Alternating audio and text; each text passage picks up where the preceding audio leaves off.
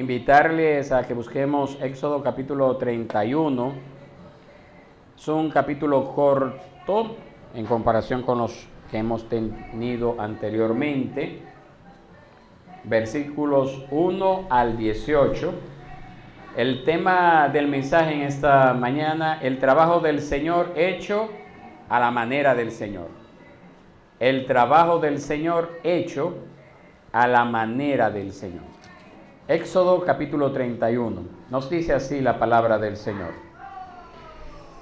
El Señor habló además a Moisés diciendo: Mira, he llamado por nombre a Bezalel, hijo de Uri, hijo de Hur, de la tribu de Judá, y lo he llenado del Espíritu de Dios en sabiduría, en inteligencia, en conocimiento y en toda clase de arte, para elaborar diseños, para trabajar en oro, en plata y en bronce, y en el labrado de piedras para engaste, y en el tallado de madera, a fin de que trabaje en toda clase de labor.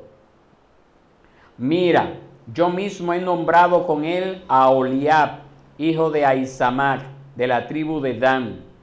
En el corazón de todos los que son hábiles he puesto habilidad a fin de que hagan todo lo que te he mandado: la tienda de reunión, el arca del testimonio, el propiciatorio sobre ella y todo el mobiliario del tabernáculo, también la mesa y sus utensilios, el candelabro de oro puro con todos sus utensilios y el altar del incienso, el altar del holocausto, también con todos sus utensilios y la pila con su base.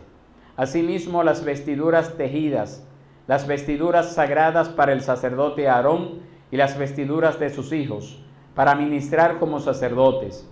También el aceite de la unción y el incienso aromático para el lugar santo. Los harán conforme a todo lo que te he mandado. El Señor habló a Moisés y le dijo: Habla pues tú a los israelitas y diles: de cierto guardarán mis días de reposo, porque es una señal entre yo y ustedes por todas sus generaciones, a fin de que sepan que yo soy el Señor que los santifico. Por tanto, han de guardar el día de reposo, porque es santo para ustedes. Todo el que lo profane ciertamente morirá, porque cualquiera que haga obra alguna en él, esa persona será cortada de entre su pueblo. Durante 6 días se trabajará, pero el séptimo día será día de completo reposo, santo al Señor.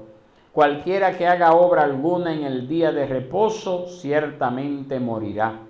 Los israelitas guardarán, pues, el día de reposo, celebrándolo por todas sus generaciones como pacto perpetuo. Es una señal entre yo y los israelitas para siempre. Pues en 6 días el Señor hizo los cielos y la tierra, y en el séptimo día cesó de trabajar y reposó.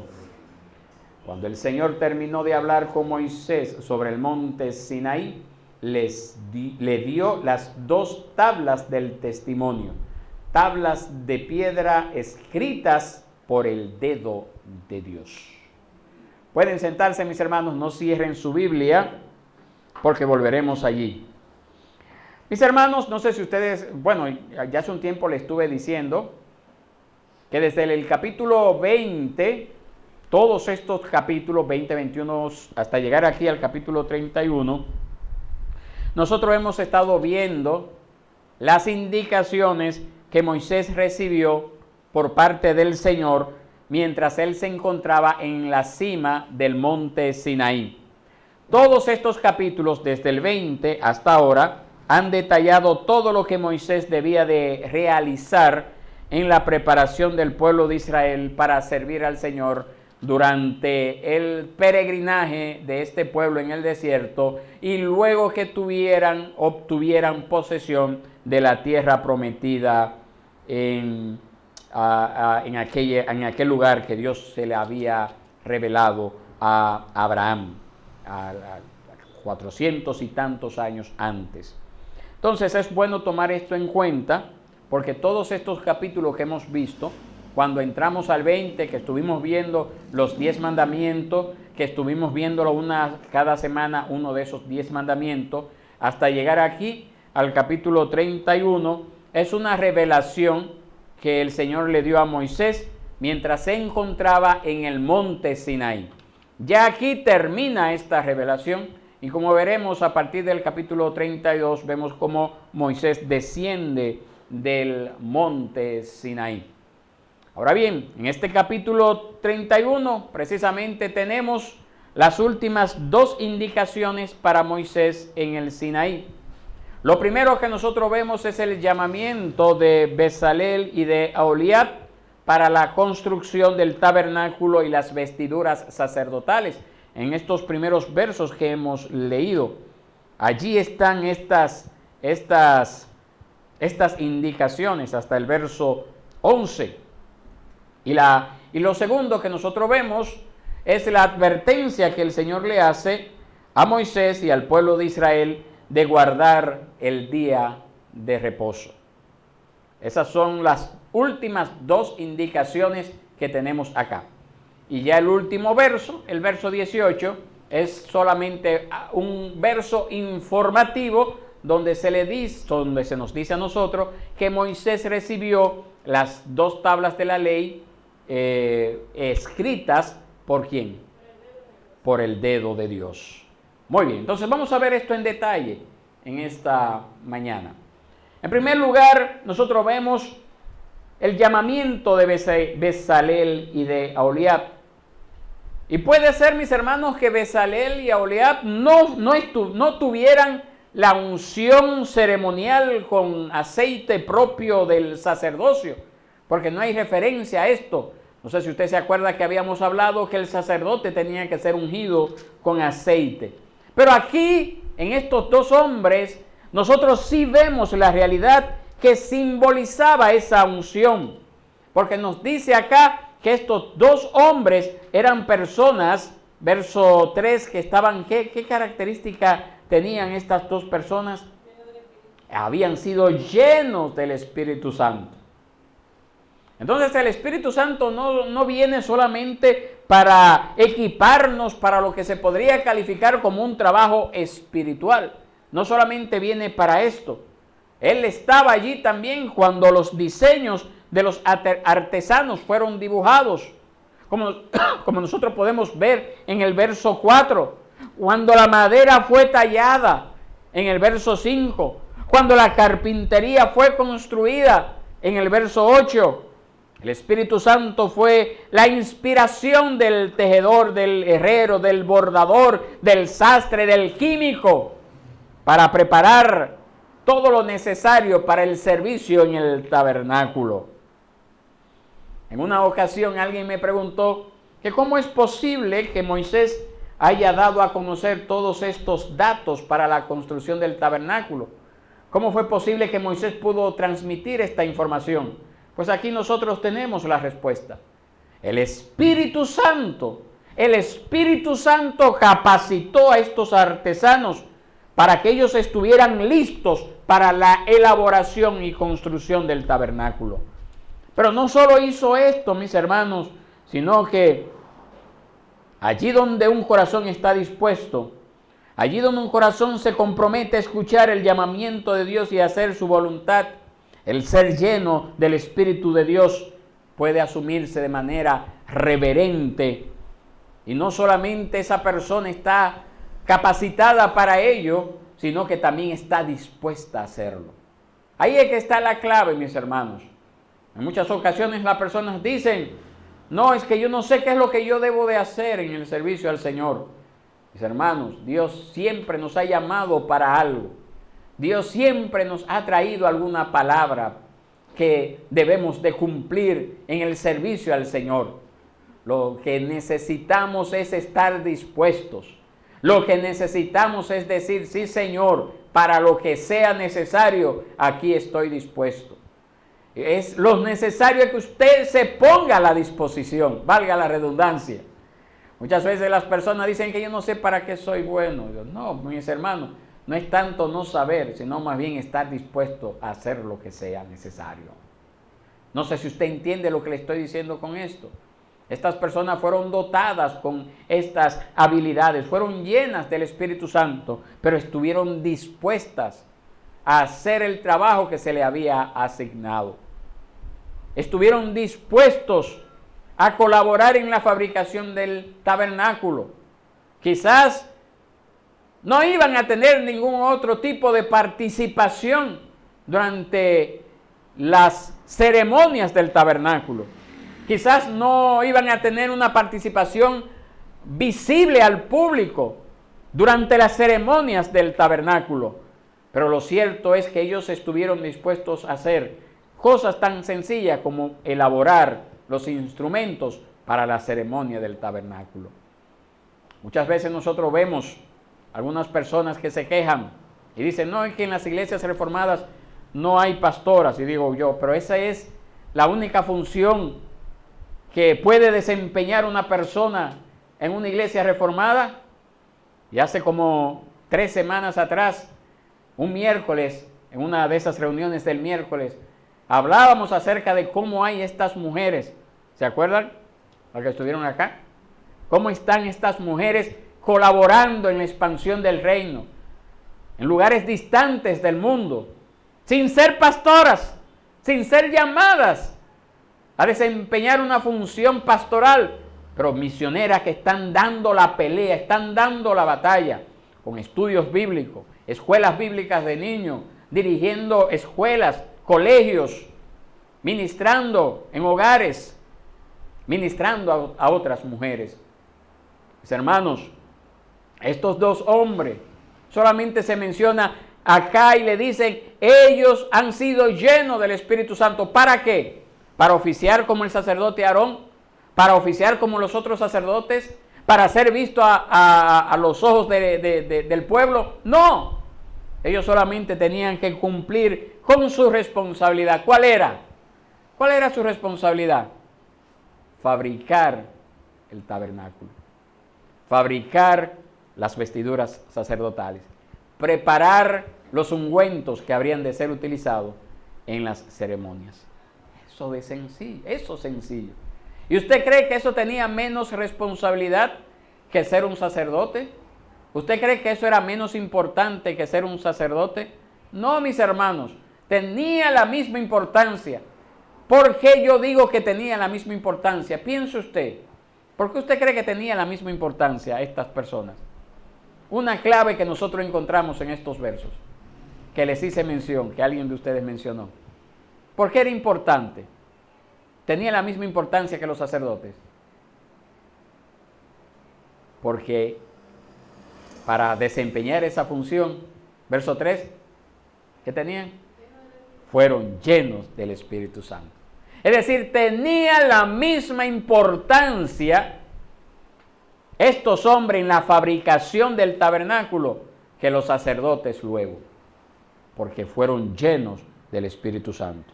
Ahora, en estos tiempos del nuevo pacto, del Nuevo Testamento, nos dice que ya el Espíritu Santo no viene de manera esporádica sobre el creyente, sino que en el momento en que el creyente se convierte, esa persona es llena del Espíritu Santo. En el momento que la persona se convierte, el Espíritu Santo viene a ser morada en el corazón. Entonces, si usted es cristiano, si usted es creyente, usted tiene el Espíritu Santo. Por lo tanto, usted está capacitado para desempeñar cualquier función dentro de la iglesia, dentro del cuerpo de Cristo. No necesariamente tiene que ser una función pastoral. ¿Alguien puede decir amén a eso? ¿Alguien lo puede decir con más fuerza? Es así, mis hermanos. Entonces, eso es lo primero que nosotros vemos. Eso es lo primero que vemos. Ellos fueron preparados para el servicio.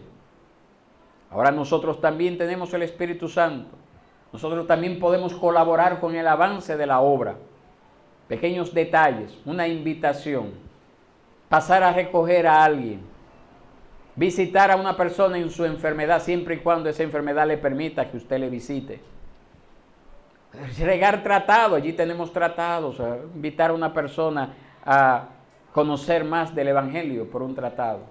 sentarse con una persona a dar un pequeño estudio bíblico, coordinar una visita mía y usted a un hogar que usted entienda que Dios está preparando para que se le predique el Evangelio. Pequeños detalles pueden marcar la diferencia en cuanto al servicio del Señor. ¿Estaría usted dispuesto a hacerlo? ¿O usted todavía está, como decía ese himno, con temor de hablar al mundo de Cristo?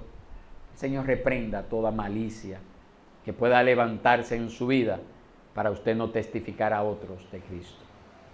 Es necesario hacerlo. Esto es lo primero que vemos en estos artesanos. Ahora, en segundo lugar, nosotros vemos que los artesanos debían trabajar el diseño acorde a la voluntad de Dios. No es suficiente para el corazón que esté dispuesto a seguir los caprichos y fantasías de este corazón. Mis hermanos, hacer el trabajo del Señor significa hacer la voluntad del Señor. Hacer el trabajo del Señor significa hacer la voluntad del Señor. Y un principio fundamental del servicio, nosotros lo encontramos en el versículo 11, la parte B. ¿Usted lo puede leer conmigo?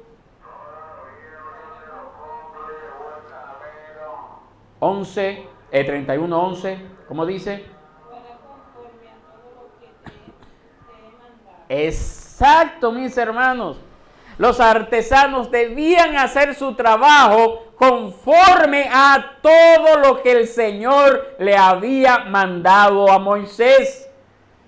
Eso también lo vimos en Éxodo 25:40. El Señor recalca esto y le dice, mira, haz el diseño que te ha sido mostrado en el monte. No hay lugar, mis hermanos, en los caminos del Señor, en la iglesia, no hay lugar para las variaciones creativas acerca de los planes que ha dado Jehová. El Señor es quien debe controlar todos los detalles y esta es una verdad que aparece inalterable también en el Nuevo Testamento. No es algo como que Dios le dijo a Moisés en el Antiguo Testamento y ya cuando vino Cristo, pues ya todo eso se olvidó. Eso es lo que muchas veces, muchas iglesias quieren enseñar. Quieren enseñar esto. No, que ya estamos bajo la gracia. Ya no es necesario hacer las cosas como Dios lo pedía en el Antiguo Testamento. Y eso es mentira, eso demuestra una falta de conocimiento de la palabra del Señor. A lo largo de la Biblia, la voluntad de Dios no es simplemente un ejercicio soberano de la gracia y el poder divino con el que hace lo que quiere tanto en el cielo como en la tierra y en la vida de cada uno, sino que también es el plan y diseño, el diseño perfecto que Dios tiene para cada uno de nosotros, tanto en lo grande como en lo pequeño. Siempre hay que hacer las cosas como Dios manda. Y yo le invito a que usted considere los siguientes versículos en su casa como una muestra de cómo Dios siempre ha ordenado hacer las cosas como Él quiere y no como usted piensa que es mejor. Tome nota. Salmo 115:3, Salmo 135:6, Romanos 1:10, Romanos 12:2, Primera de Corintios 4:19, Efesios 1:4 al 11, Efesios 2:10, Efesios 5:17, Efesios 6:6, Colosenses 1:9, Colosenses 4:12, Primera de Pedro 2:15. Todos esos pasajes bíblicos nos hablan que debemos de hacer las cosas como Dios manda. Conocer la voluntad de Dios para las cosas diarias, así como también para las grandes decisiones trascendentales.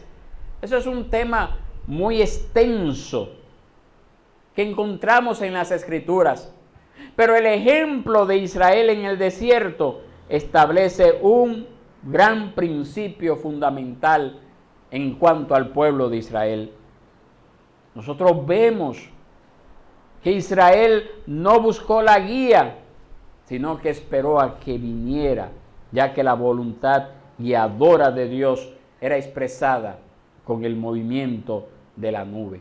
Para los israelitas, la guía era una cuestión de esperar y observar, tal como nosotros podemos ver en pasajes bíblicos como Éxodo 40, 36 al 38, que lo veremos más adelante, y también en Isaías 54 al 5. Pero en nuestros tiempos nosotros no tenemos una nube que nos indica ahora hay que caminar, la nube se detuvo, tenemos que pararnos. Pero sí tenemos un ejemplo de alguien que siempre estuvo caminando en la voluntad de Dios. ¿Ustedes saben quién fue ese alguien? Cristo Jesús. La voluntad de Dios Padre se dio a conocer a Jesús a través de la disciplina y el privilegio de encontrarse con el Señor diariamente en oración, día tras día, mañana tras mañana. Incluso leemos en las Escrituras que hubieron tiempos en los cuales Jesús pasaba la noche entera orando. Oiga, mis hermanos, si ese es Jesús,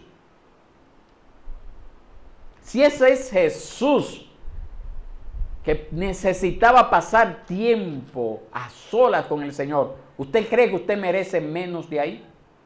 ¿Usted cree que con usted orar 5 minutos al día, ya con eso usted logró lo necesario? Si Jesús pasaba horas. ¿Usted cree que basta? Ay, Señor, gracias, Señor, por este día, me permitiste ver este día, ahora voy a mis ocupaciones. Tengo el tiempo encima. Gracias, Señor, porque me diste el día. Por lo menos te doy gracias. Y sigo caminando. Cuando llego, bueno, estoy cansado. Tantas ocupaciones. Tanto trajinar en esta vida. Gracias, Señor, ahora voy a dormir. Dame un sueño feliz y reparador. Hasta mañana. ¿Usted cree que eso basta? ¿Usted cree que usted está logrando sus metas? ¿No está logrando sus metas, sus objetivos? ¿No será porque no pasa tiempo a solas con el Señor? El pueblo de Israel tenía la nube que los guiaba. Iba por aquí, por ahí iba el pueblo. Nosotros ahora necesitamos la oración. Necesitamos pasar tiempo a solas con el Señor. Necesitamos pasar tiempo a solas con su palabra. Es indispensable esto, mis hermanos, para que Él nos revele su voluntad, para que Él nos revele para qué somos buenos, para que Él nos revele en qué áreas yo puedo desarrollar los dones y talentos que Dios me ha dado luego de haberme salvado. Es necesario esto, mis hermanos. Como creyentes necesitamos pasar tiempo a solas con el Señor. Número 3, inmediatamente después de que Dios le dice a Moisés, he llamado a Oholiab, he llamado a Bezaleel, deben de hacer las cosas conforme al modelo que te ha sido mostrado. Inmediatamente después de esto, oiga bien, y justo antes del comienzo del trabajo del tabernáculo, se anuncia la ley del día de reposo. Es decir, después que Dios le dice a Moisés, he llamado a Bezaleel y a Oholiab, ellos están llenos del Espíritu Santo, ellos han sido capacitados para hacer la obra del tabernáculo, para dirigir la obra del tabernáculo, ellos deben de hacerlo conforme al modelo que te ha sido mostrado. Luego de eso, entonces el Señor dice, ahora ustedes lo que deben de hacer es lo siguiente, deben de guardar mi día de reposo. Eso es antes de la construcción. Pero si usted se va a Éxodo 35, que lo tiene ahí cerquita, antes de comenzar el trabajo en el tabernáculo, vuelve el Señor a decir, deben de guardar mi día de reposo. 35, verso 1 al 3. Entonces, mis hermanos, no cabe duda de que este énfasis en el día de reposo era para advertir a los trabajadores del tabernáculo de que la exclusividad y la santidad de su tarea no les permitía tomar la ley de Dios a la ligera.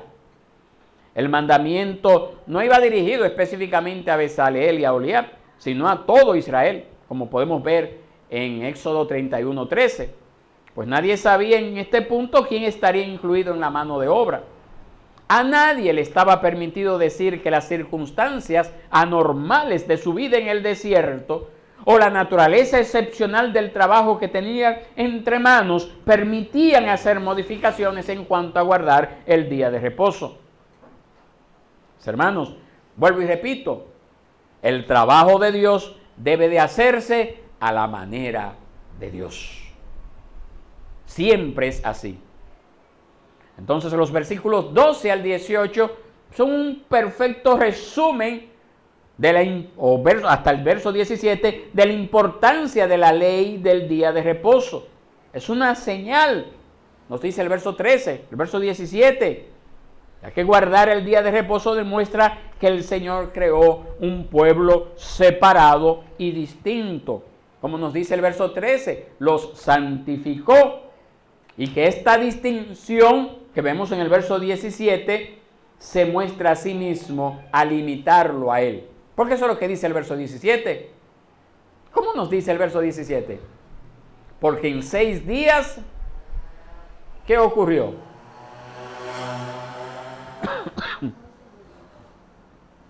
Pues en 6 días el Señor hizo los cielos y la tierra, y en el 7º día cesó de trabajar y reposó. Y era algo que debía, bueno, en el antiguo pacto era castigado bajo el castigo de la excomunión, yo diría, porque eran expulsados, pero no espiritualmente hablando eran expulsados, sino que eran expulsados físicamente el que no cumplía con este mandamiento. Pero lo que también podemos ver era algo que debía de ser celebrado de manera perpetua, en el verso 16. Hermanos, el énfasis de volver a repetir algo que hemos visto en Éxodo 20 era para hacerle ver a estos trabajadores de la construcción que las circunstancias no repercuten en la obligación de guardarlo. Es decir, está bien, ustedes van a construir el tabernáculo, precioso privilegio que les doy, pero aún así deben de guardar el día de reposo. Y todavía añade algo más, todo Israel debe de guardarlo. Los deberes excepcionales no permiten ninguna excepción en cuanto a guardar el día de reposo. En otras palabras, lo que el Señor le estaba diciendo a la nación de Israel, y con especialidad a los que iban a trabajar en la fabricación del tabernáculo, era: aunque te he ordenado llevar a cabo el trabajo del tabernáculo, no olvides que te he prohibido trabajar en el día de reposo. Por eso el énfasis, mis hermanos, por eso el énfasis. Pero para nosotros, mis hermanos, este día domingo debe de ser una señal para el mundo de nuestra separación santa hacia el Señor, como el pueblo santo del Señor. Nosotros somos el Israel espiritual de Dios. Y esta separación misma es una señal de nuestra determinación a moldear nuestro estilo de vida a imitación del Señor, como lo vemos en el verso 17. Es decir, el Señor está imponiendo aquí algo y dice: yo les di ejemplo. El Señor no necesitaba descansar, pero nos dio ejemplo. Nos dio ejemplo. No se trata de un ejercicio restrictivo, sino de fidelidad. No es como que me siento restringido porque los demás pueden hacer lo que quieran, sino que yo le soy fiel a Dios. Yo le soy fiel a Dios por lo que Él ha hecho en mi vida. Yo le soy fiel a Dios como una demostración de ese gran amor que ha tenido para conmigo. Yo le soy fiel a Dios y como parte del pueblo de Dios consagro mi vida al Señor este día de reposo. Es lo que vemos, mis hermanos. Es lo que vemos. Al confirmar estas palabras en esta porción y verlo también, lo veremos más adelante cuando lleguemos al capítulo 35. Nosotros le damos un testimonio a la gente cuando nos apartamos de nuestras ocupaciones regulares el día domingo. Es tanto así, se ha perdido tanto este concepto del día de reposo, mis hermanos, que yo me he encontrado con personas, creo que se lo dije hace un tiempo, que ese domingo, cuando este supermercado cierra, la gente lo asocia con los mormones. ¿Por qué lo asocian con los mormones? Yo me he encontrado con dos cristianos que me han dicho, no, que los del Bravo son mormones. ¿Por qué? Porque no abren los domingos. ¿Por qué lo asocian con los mormones? Porque los mormones se han dado a conocer como una iglesia, sus miembros, que se abstienen de hacer cualquier otra cosa el día domingo. No los evangélicos, lamentable y tristemente decirlo. Y como el movimiento reformado en República Dominicana, las principales iglesias, las iglesias más grandes, no consideran este mandamiento como algo aplicable para nuestros tiempos, por lo tanto, tampoco es algo conocido. Y solamente pequeñas iglesias desconocidas y sus miembros como esta familia cumplen con este deber. Mientras que los mormones, cuando llegan a un lugar, ya todo el mundo sabe que el que se metió a mormón, a pesar de todas sus herejías, a pesar de todas sus falsedades, a pesar de presentar otro evangelio de Jesucristo, el que se metió a mormón sabe que no hará ningún oficio, labor o trabajo el día domingo. Entonces, por esa razón, siempre han asociado, hasta cristianos, a los dueños del Bravo con los mormones. Mis hermanos, pero esto debe de cambiar en nosotros. Será porque somos pocos, ¿qué tanto impacto vamos a hacer? Mis hermanos, pequeños impactos contribuyen a grandes cambios en la sociedad. Estoy seguro que cuando Martín Lutero clavó aquellas 95 tesis, no sabía el impacto que iba a tener ese simple hecho de coger 95 enunciados, coger un martillo y un clavo en una puerta. No sabía el impacto que iba a tener. Pequeñas decisiones, pequeños cambios nos llevan a crear grandes impactos en la sociedad sin nosotros saberlo. Y debe de comenzar así, mis hermanos, haciendo pequeños cambios en nuestra dinámica de vida el día domingo. Pero siguiendo y terminando con esta sección, nosotros vemos en el verso 18 lo que es ese momento en el cual Moisés ha recibido todas las instrucciones en cuanto al tabernáculo, y vemos entonces en el verso 18 que el Señor le dio a Moisés, ¿qué cosa? Toma, Moisés, ¿qué le dio? Verso 18, las 2 tablas del testimonio. Estas eran las 2 tablas de piedra sobre las que habían sido escritos los 10 mandamientos. Según Éxodo 32, 15 al 16, Dios suministró, y también lo dice aquí, pero también es una confirmación, Dios mismo suministró las tablas y escribió en ellas por los 2 lados. Esos mandamientos eran la santa ley de Dios, la cual Él quería que se conservaran. Esto es lo único que se registra en toda la Biblia que fue escrita por el dedo de Dios. Lo único en todas las escrituras. Dios siempre dio su revelación a través de visiones, sueños y revelaciones a hombres, profetas, ungidos por Dios para que transmitiera su voluntad al pueblo, para que le escribieran, y por eso nos ha quedado legada. Pero lo único que fue escrito por el dedo de Dios fueron estas 2 tablas de la ley que contenían los 10 mandamientos. 2 tablas, la primera tabla es una, ¿verdad? No, yo asumo que así era que estaba dividida. La primera tabla nos hablan acerca de los mandamientos que nosotros debemos de tener para con nuestro Dios, los primeros 4 mandamientos. Y la segunda tabla, los mandamientos que hablan del amor que yo debo de tener al prójimo. Mandamientos 5 al 10.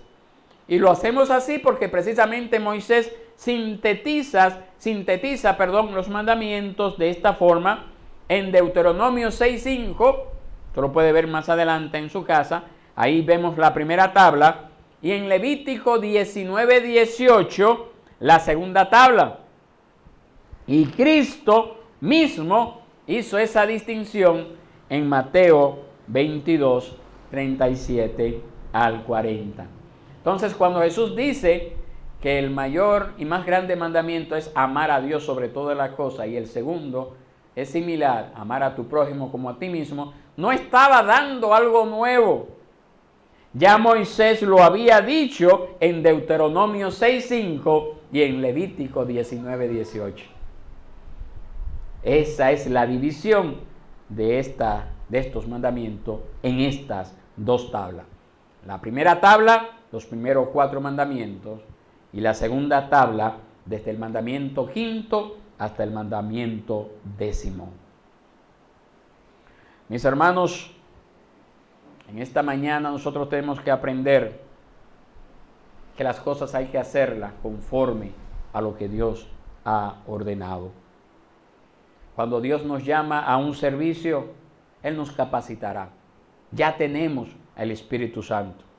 Ya Él nos ha dado la aptitud. Tenemos dones diferentes. Somos personas diferentes y cada uno tiene un papel protagónico que desempeñar en la obra del Señor. Así como Dios ungió a Oliab y a... Se me olvidó el otro nombre. ¿Cuál fue el otro? Oliab.